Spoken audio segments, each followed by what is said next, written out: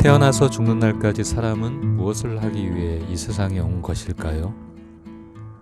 뭔가를 열심히 쟁취하기 위해 달려가는 사람들도 있고, 그냥 주저앉고 멍하니 하늘만 바라보거나 유행을 바라보는 사람들도 있습니다.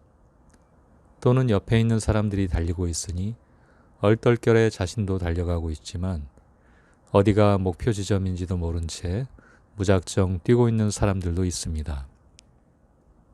아마 대다수 사람들이 이렇게 사는 게 현실일 것입니다. 삶은 유한하고 계속 변하기 때문에 손에 쥐려고 하는 모든 것은 언젠가는 사라지게 마련입니다. 성취와 상실을 반복하며 삶의 이야기가 만들어집니다. 기쁜 일, 슬픈 일, 화나는 일 등 인생은 감정에 휘둘리며 끝없이 이야기를 만들어갑니다. 그러다가 어느덧 인생의 종착역에서 삶을 뒤돌아볼 날이 오면 후회할 일들이 있을 것입니다. 그날이 오면 감정에 휘둘려 다른 사람들을 힘들게 하거나 마음의 상처에서 벗어나지 못해 힘들어했던 시간들이 다 부질없어 보일 수도 있습니다.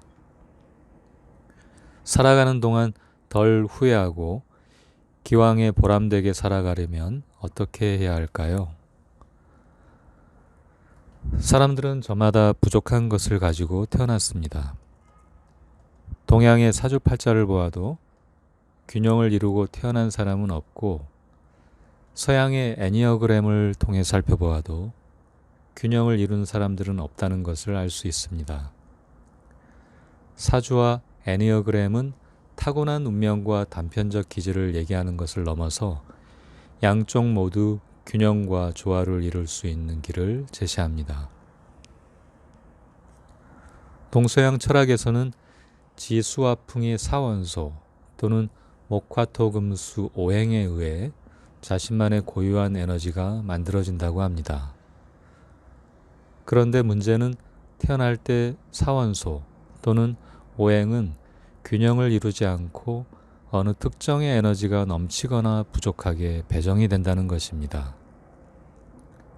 이런 원리를 파악해보면 다른 사람과의 갈등이 생길 수밖에 없다는 것을 알 수 있습니다. 구성 요소 중에서 과다한 에너지는 고집스럽게 만들고 부족한 에너지는 위축된 결핍을 만듭니다. 그래서 일상에서 벌어지는 갈등과 불행은 그러한 불균형한 에너지의 결과물인 것입니다. 그렇다고 해서 에너지 불균형을 해결할 방법이 없는 것은 아닙니다. 살아가면서 균형을 이루는 순간들이 있습니다. 자신을 내려놓고 참나와 만나는 시간이 바로 그 순간입니다. 참나는 성령, 불성, 이데아, 하나님, 자연 또는 우주의 이치로 볼 수도 있습니다. 참나를 만나는 순간에 자신은 없고 순수한 하나됨만이 존재하게 됩니다. 가령 아름다운 경관을 바라볼 때, 사랑스러운 자녀의 모습을 바라볼 때, 안타까운 사연을 보거나 들을 때, 일에 몰입할 때 자신을 잊어버리고 타인 또는 사물과 하나 되는 경험을 하고 있는 것입니다. 거창하게 명상을 하거나 종교 생활을 하지 않더라도 하나 되는 순간을 경험하는 것은 어렵지 않습니다. 단지 소중한 가치를 무엇에 두느냐에 따라서 하나 되는 경험의 차이가 사람마다 다를 수는 있습니다. 양심을 중심에 둔 사람들은 삶의 균형을 이루기 위해 노력하는 사람들입니다. 이런 사람들은 하나됨을 느낄 기회가 점점 많아질 것입니다. 하지만 자아를 만족시키기 위한 욕심을 중심에 둔 사람들에게 하나 되는 아름다운 조화는 가려져서 보이지 않습니다. 그들에게 행복은 점점 거리가 멀어져 갈 뿐이고 인생의 종착역에서 후회할 확률은 높아지게 됩니다. 균형을 추구하는 삶은 매 순간 현재에 집중하고 완성하는 삶입니다. 과거는 이미 지나갔으니 후회하지 말아야 하고 미래는 아직 오지 않았으니 헛된 망상에서 벗어나야 합니다. 매 순간 본인이 영향을 주거나 영향을 받는 에너지를 맑게 정화시켜 균형을 유지해야 합니다. 감정에 치우치지 않고 중심을 유지하는 것이 균형을 이루는 일이고, 균형을 이루게 되면 완성이 됩니다. 지금 완성이 되면 마음이 평안하고 여유가 있게 됩니다. 바로 이것이 행복이고, 행복을 얻고자 하는 게 살아가는 이유가 아닐까요? 균형을 이루기 위해서는 작은 것에도 기뻐하던 천진난만한 어린아이와 같은 마음으로 돌아가야 합니다.